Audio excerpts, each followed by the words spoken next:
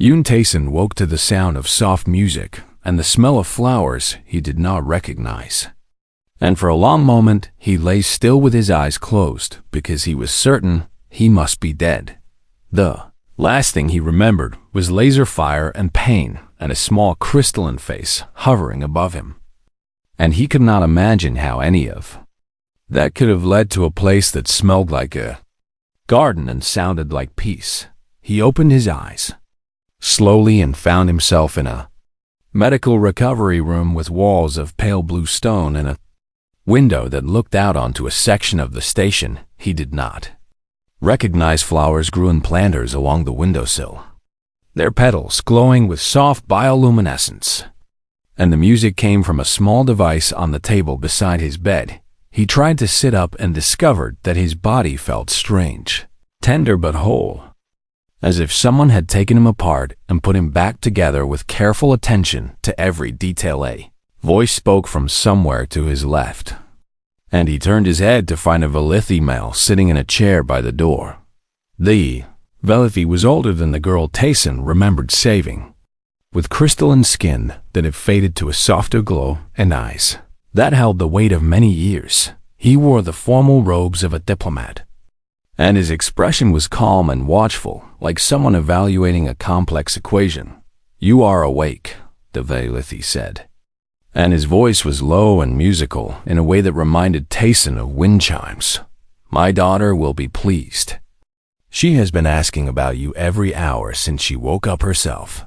Taeson processed this information slowly, his thoughts still clouded by whatever medications the AudioBook had pumped into him. "Your daughter," he said, and his voice came out rough and scratchy from disuse. "The girl in the corridor, she is your daughter?" "Her name is Karevil," the Velithi said, "and my name is Sevalith, and I owe you a debt that I am not certain I can ever repay." Taeson shook his head carefully, testing the limits of his healed body. "You do not owe me anything," he said. "I did what anyone would have done."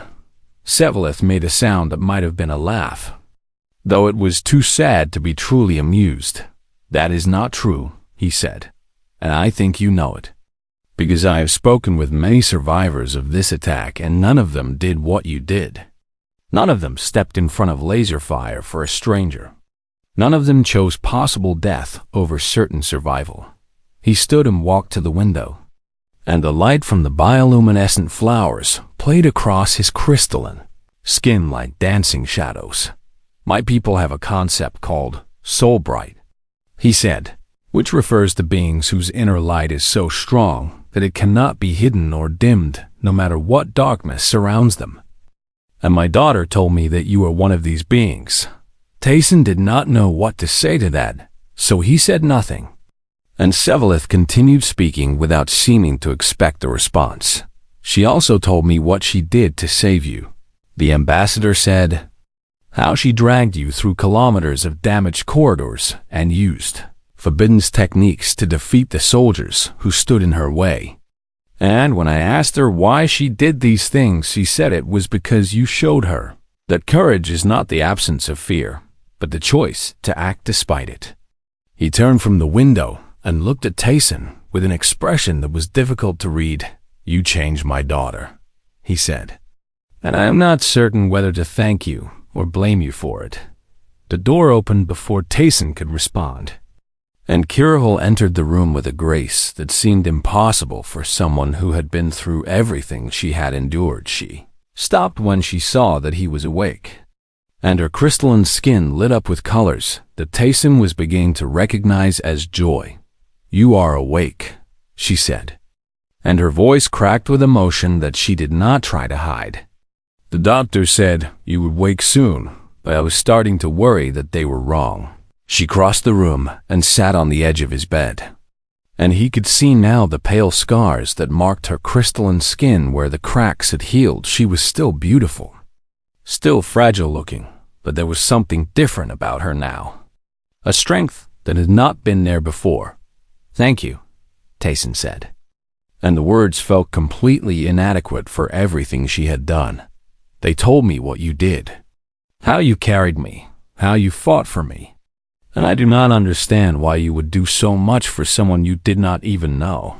Kiravel smiled, and the expression made her scars catch the light like captured stars. "I knew you," she said. "I felt what was inside you when you stepped in front of those soldiers. And I knew that anyone who could feel such things deserved to live." She reached out and took his hand, and her crystalline fingers were cool and smooth against his rough human skin.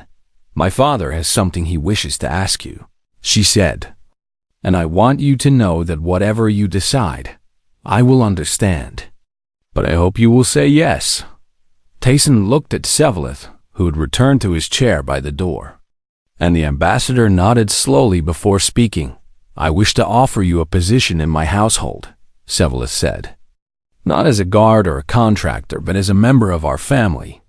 Someone who has earned the right to stand among us through actions that speak louder than any words could." Tayson felt something shift inside his chest. Something that had been frozen for years beginning to thaw under the warmth of unexpected kindness. "I am not worthy of such an honor," he said. And the words came out automatically because he had believed them for so long. "I have done terrible things and failed people who trusted me, and I do not deserve."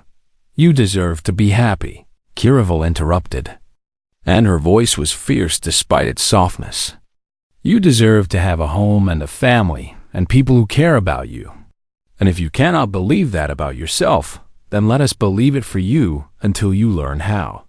Tayson looked at her scarred crystalline face and her dark eyes that burned with certainty. And he looked at her father, who watched him with patient hope. And he thought about all the years he had spent running from the ghosts of people. He could not say if he had come to Nexus 7, looking for a place to exist without feeling anything. And instead he had found a girl who refused to let him die, and a family who wanted to give him a home. "Yes," he said. And the word felt like stepping off a cliff into unknown air. "Yes, I will accept your offer, though I do not know what I have done to deserve it." Kiravel laughed and squeezed his hand, and her father smiled with relief that he did not try to hide. "You stepped in front of laser fire for my daughter," Sevelith said, "and you showed her that courage can exist in the darkest places. And you gave her a reason to become stronger than she ever knew she could be." He stood and walked to the bed, and he placed his hand on Tayson's shoulder in a gesture of welcome. "That is what you did to deserve it," he said. "And I hope that in time you will come to understand just how much that means to us." Tayson looked at Kiravel, whose scars glowed like captured starlight, and he felt something he had not felt in years. Hope. He had taken laser blasts for an alien girl he did not know, and in return he had received something more valuable than anything he could have imagined. He had received a family, a home, a reason to believe that the universe was worth protecting after all. And as Kiravel smiled at him with all the brightness of a soul that refused to dim, Tayson found himself smiling back for the first time in longer than he could remember. The security officers who found them did not know what to make of the scene they discovered in the medical bay, and their reports would later describe it as one of the strangest things they had ever witnessed in their careers. A Virzidor, human male, lay inside the AudioBook with wounds that should have killed him 3 times over, and a Velethi girl sat slumped against the machine with cracks spreading across her crystalline skin like a shattered window. Her hand rested against the glass as if she were trying to reach through it to touch him. And even in unconsciousness, her expression held a fierce determination that seemed completely at odds with everything they knew about the peaceful Velethi people. The security captain ordered his medics to attend to the girl, while the AudioBook continued working on the human. And he personally come to the diplomatic wing to report that they had found the daughter of Ambassador Sevelith. Ambassador arrived 20 minutes later with his robes torn and his crystalline skin marked with stress patterns. That told of the terrible hours he had spent as a prisoner of the collective. He had been rescued when station security retook the diplomatic wing, and he had immediately begun searching for his daughter among the survivors when he saw Kiravel lying on a medical bed with her body wrapped in healing bandages that glowed with soft light. He made a sound that needed no translation to understand it. It was the sound of a father finding his child, the sound of fear transforming into relief, the sound of love that had nearly been destroyed rising whole and fierce from the ashes of despair. Lidiu rushed to her side and took her cracked hand in his own, and his tears fell onto her damaged skin like rain on desert stone. The security captain approached and explained what they had pieced together from witness accounts and sensor recordings, and the ambassador listened with an expression that shifted from confusion to disbelief to something that looked almost like awe. His daughter, his peaceful and gentle daughter, who had never raised her voice in anger, had dragged a human twice her size through a war zone and then used forbidden empathic techniques to defeat 3 armed soldiers. She had broken every law the Valithi held sacred, and she had done it to save the life of a stranger who had saved her. The ambassador sat beside his daughter's bed for hours, waiting for her to wake.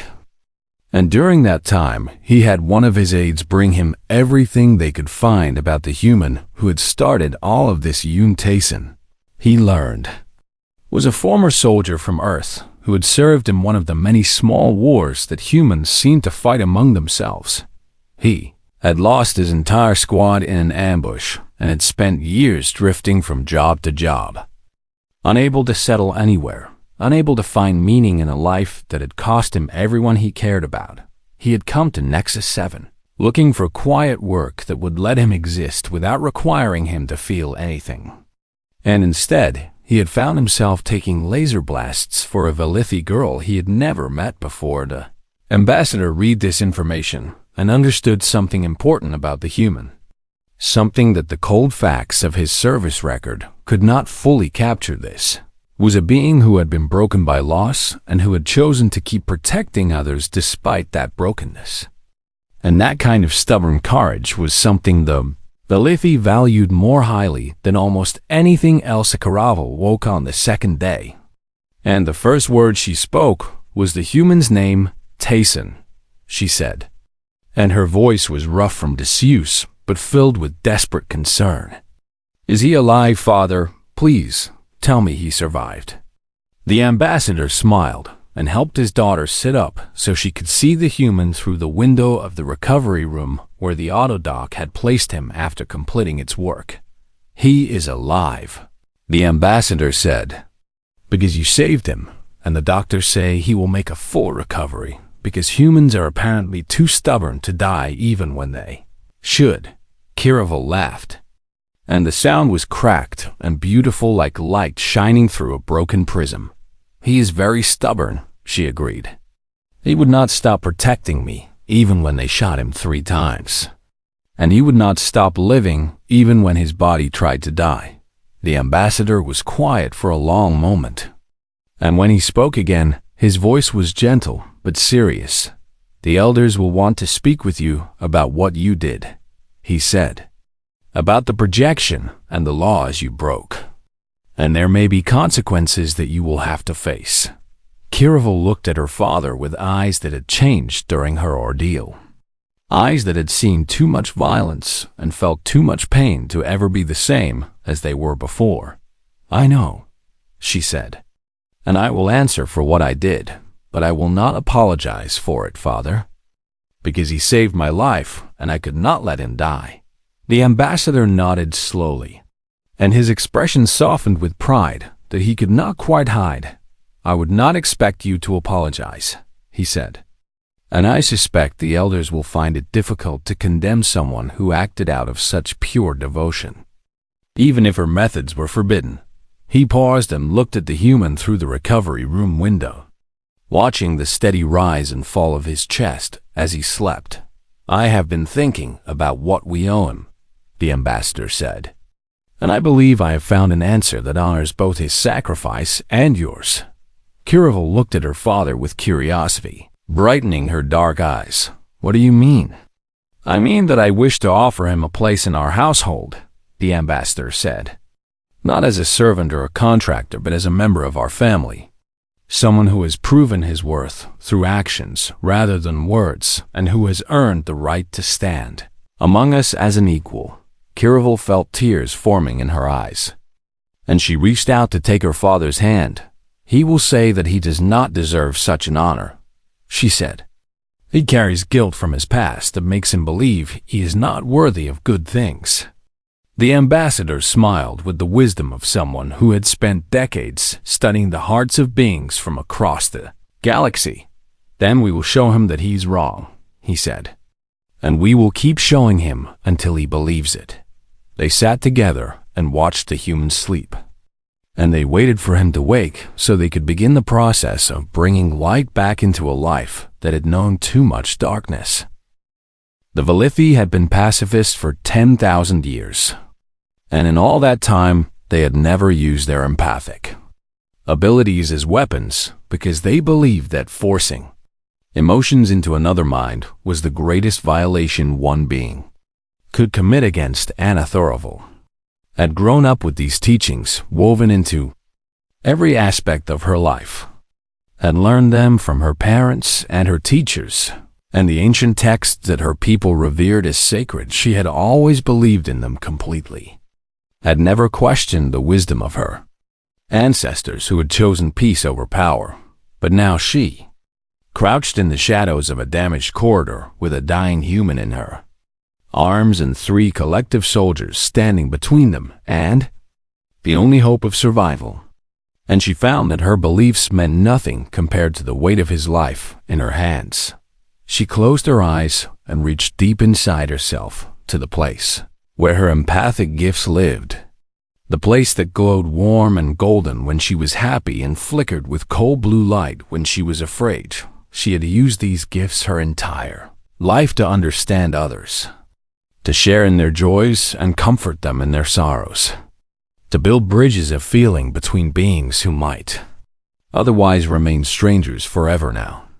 She would use them for something else entirely. She gathered up the emotions she had absorbed from Tyson during his desperate fight, the fierce protective fury and the stubborn refusal to yield, and the terrible burning determination to save her life no matter what it cost him. She held these feelings inside her crystalline form until they burned like captured stars. And then she reached out toward the minds of the soldiers who guarded the medical bay. The Valithi called this technique projection, and it was forbidden because it stripped away the boundaries between minds and forced the target to experience emotions that were not their own. Kiravel had never done it before, had never even considered it until this moment. But desperation was a powerful teacher, and her love for the human who had saved her was stronger than her fear of breaking sacred law. She pushed the emotions outward like a wave crashing against rocks, and she felt the moment when they struck the soldiers' minds. The first soldier staggered as if he had been physically hit, and his weapon clattered to the deck as his hands went to his head. He experienced what Tyson had felt in that maintenance corridor, the overwhelming drive to protect someone innocent at any cost.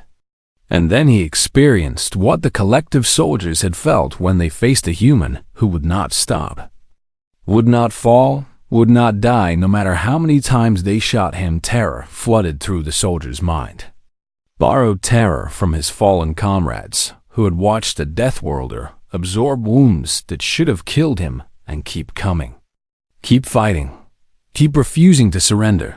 The soldier screamed and ran, and Kiravel turned her attention to the second guard. This one was stronger, more resistant, and Kiravel had to push harder to break through his mental defenses. She felt something inside her crack from the strain, felt pain lance through her crystalline form like lightning through a clear sky. But she did not stop.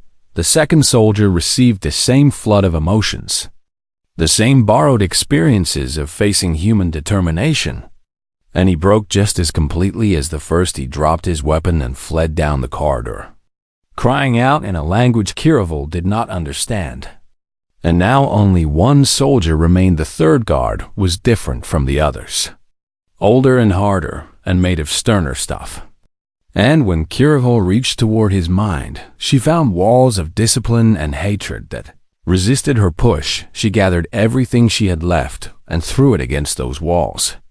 And she felt more cracks spreading through her crystalline skin as the effort threatened to shatter her from within. The soldier stumbled, but did not run. And his eyes found her in the shadows where she crouched with Tayson Velithi, he said. And his voice was filled with contempt, even though his hands were shaking. You're kind of supposed to be peaceful, supposed to be weak, supposed to be nothing but pretty decorations for the diplomatic halls. Kiravel stood up slowly, and she let her crystalline skin catch the emergency lighting so that she glowed like a ghost made of captured starfire. I was peaceful, she said, and her voice was steady, even though her body was breaking apart from the inside.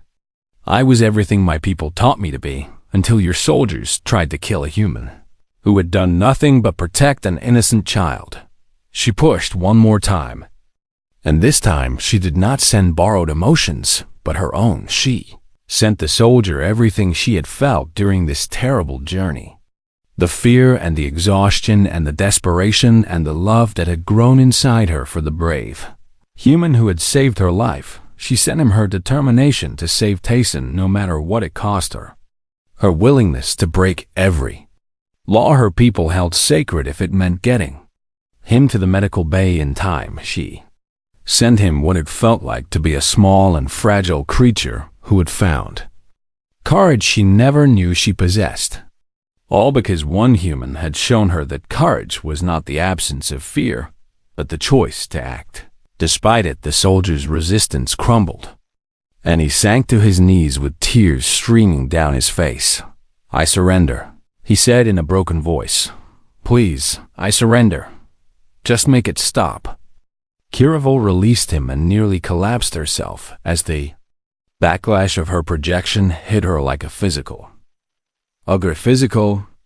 blow. She looked down at her hands and saw cracks spreading across her crystalline skin like fractures in ice, and light was leaking from the wounds like blood from a dying star. But the path was clear, and the medical bay was right there. And Tayson was still alive, even if his breathing had become so shallow that she could barely feel it. She grabbed him under the arms and dragged him the final distance. And every movement sent waves of agony through her damaged form. The medical bay doors opened at her approach, and she pulled Tayson inside and found the AudioDock waiting like a promise of salvation. It took the last of her strength to lift him onto the platform, and her cracked hands left smears of crystalline light on his uniform as she struggled to position him correctly. AudioDock hummed to life and began scanning him, and robotic arms descended to start treating his wounds. Kiravel watched through eyes that were growing dim, and she felt her consciousness starting to slip away as her body tried to shut down and heal the damage she had done to herself. She heard voices in the corridor, station security finally arriving to retake this section from the collective, but she could not find the strength to call out to them. She slumped against the side of the AudioDock and placed her cracked hand against the glass that separated her from Tayson, and she whispered words in her own language that meant something like, "Stay with me and do not leave," and "I need you to live." The last thing she saw before darkness claimed her was his face through the glass, pale and still but breathing.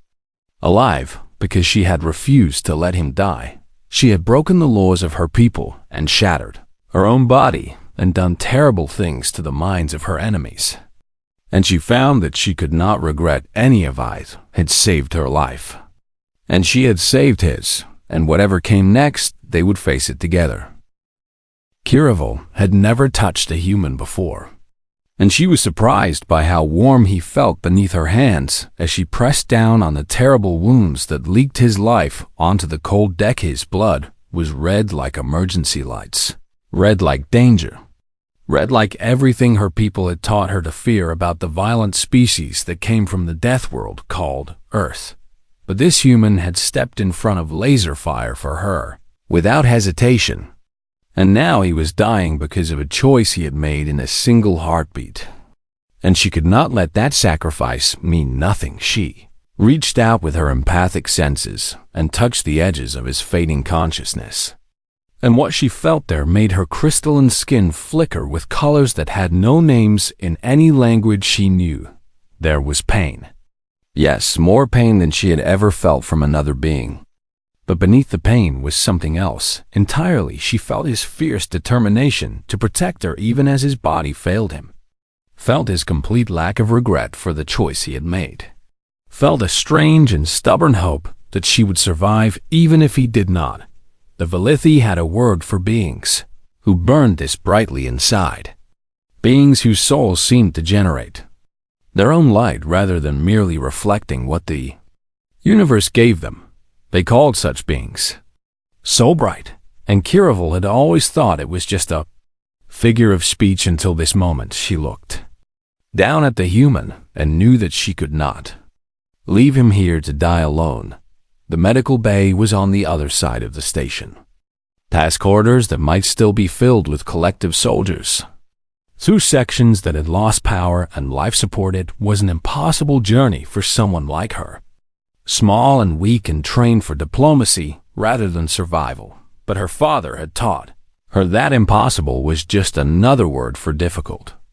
And difficult things could be accomplished by those who refused to accept defeat. She hooked her hands beneath the human's arms and began to drag him down the corridor.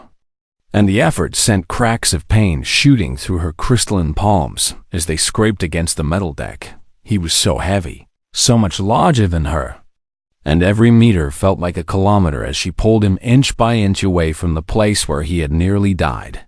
"You must stay awake," she told him as she dragged him past the bodies of the soldiers he had killed. "I need you to help me because I cannot carry you alone."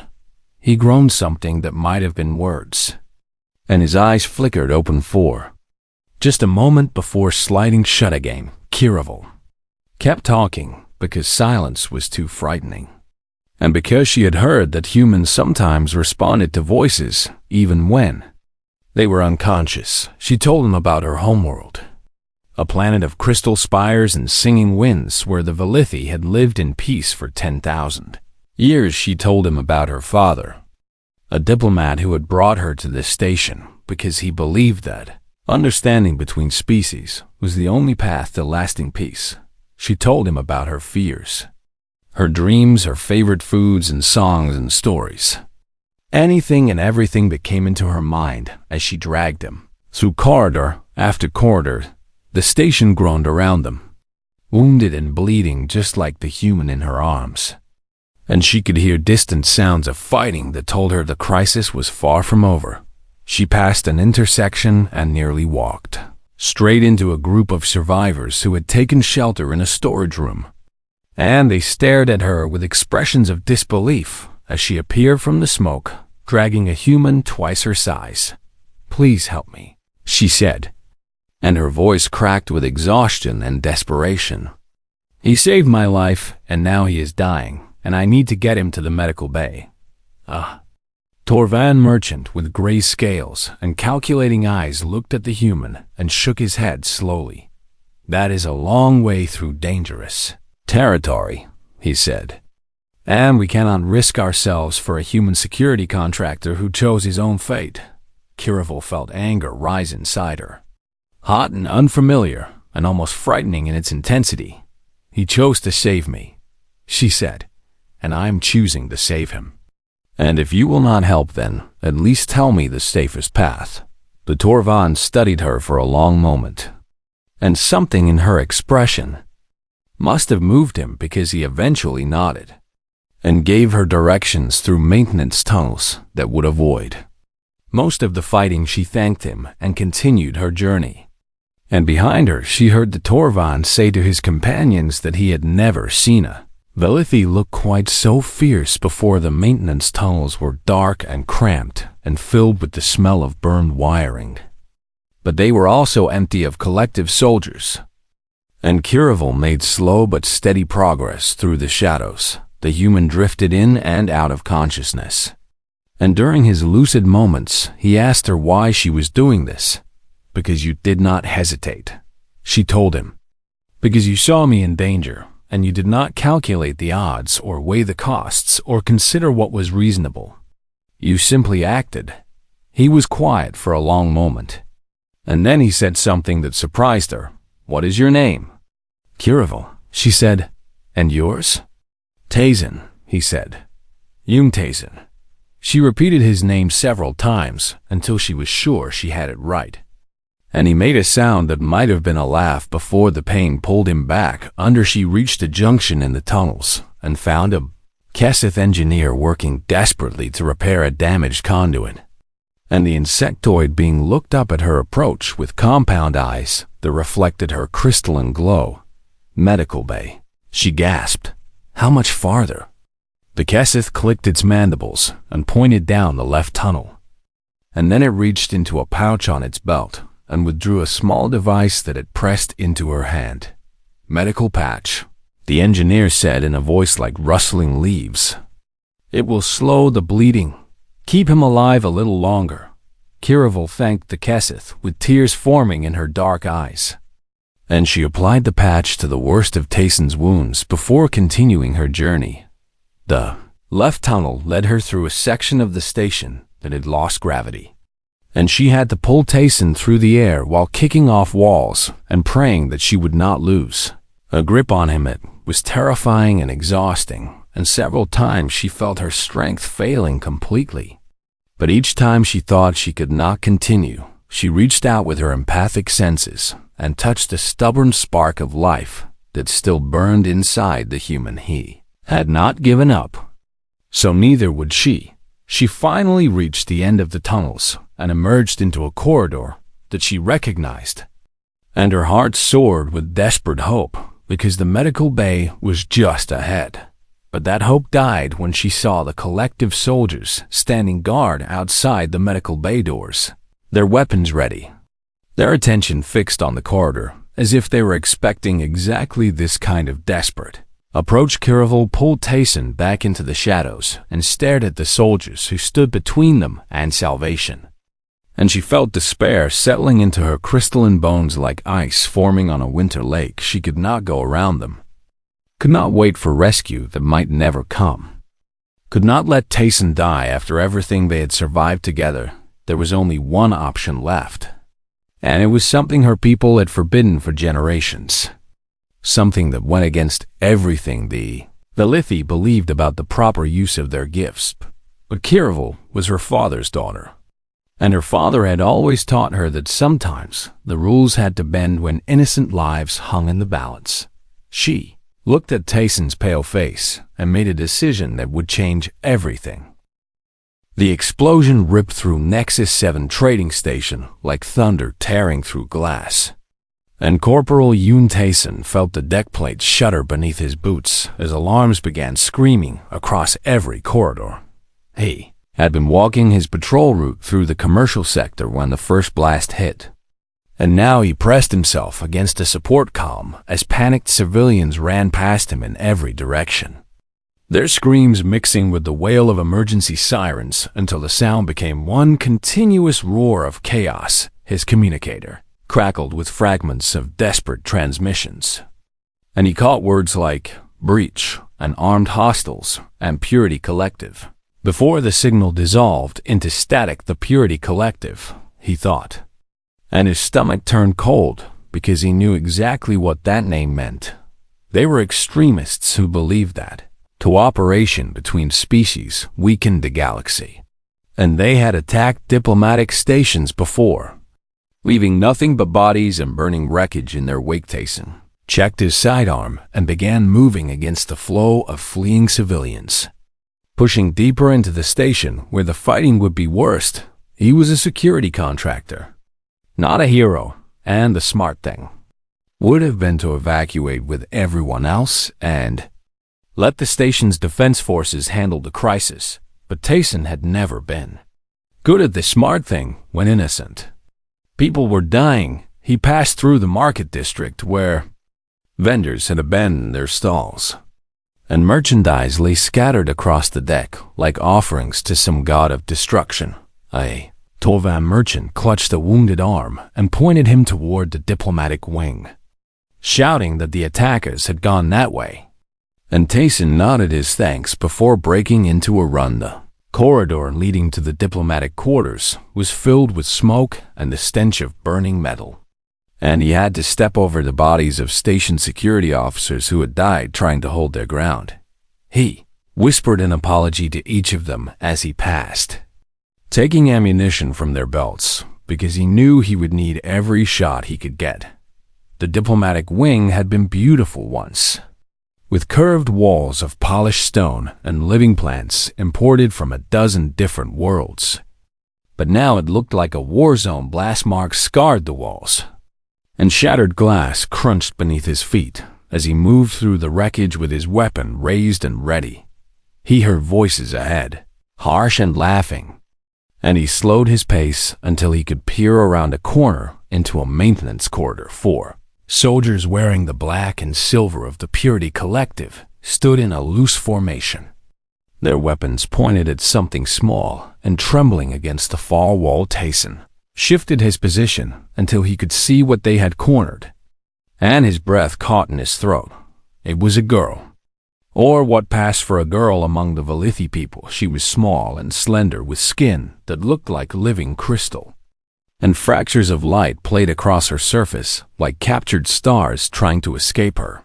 Eyes were large and dark and filled with more terror than any child should ever have to feel, and her crystalline skin flickered with patterns of distress that even Tayson could recognize as desperate fear. The Valithi were known throughout the galaxy as one of the most peaceful and physically fragile species in existence, and they were also powerful empaths who could feel the emotions of everyone around them. Tayson could not imagine what this girl must be experiencing, surrounded by 4 soldiers who radiated nothing but hatred and cruel amusement. One of the soldiers stepped closer to her and said something that Tayson could not quite hear, but the girl flinched as if she had been struck, and that was enough. He did not think about the odds or calculate his chances of survival or consider what a reasonable person would do in this situation.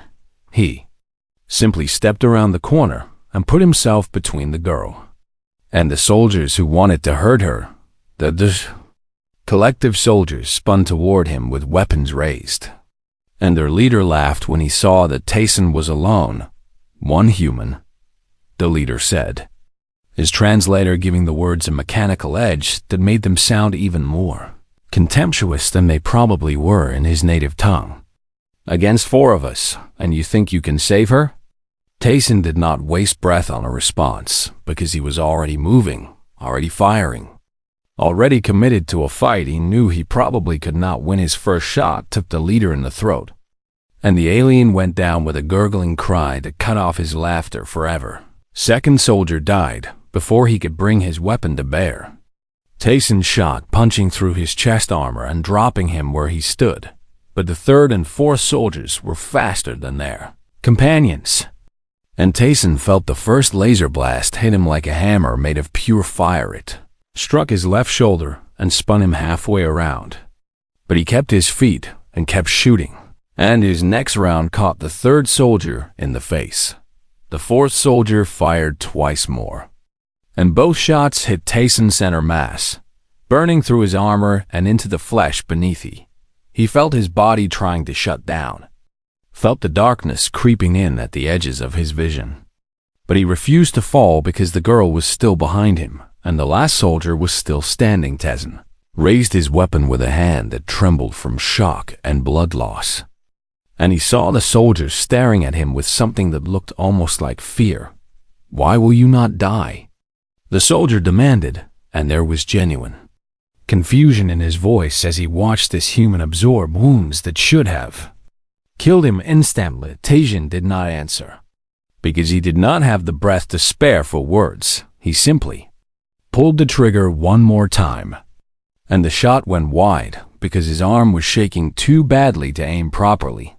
The soldier turned and ran, and Tayson tried to pursue, but his legs finally gave out beneath him, and he collapsed to the deck in a spreading pool of his own blood. Heard the girl crying out in a language he did not understand, And then she was beside him, with her small crystalline hands pressing against his wounds, as if she could hold his life inside his body through sheer force of will. "Do not die," she said in broken common tongue, and her voice was high and frightened and fierce all at once. "You saved me, and now you must not die, because I will not let you." Tayson wanted to tell her that it was all right, that he had made his choice, and he did not regret it. But the darkness was pulling him down, and he could not find the strength to speak.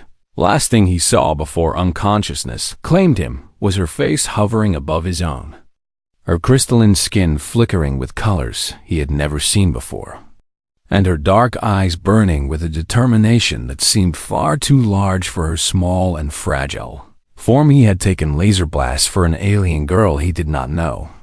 And as the darkness swallowed him whole, he found that he could not bring himself to regret a single moment of it.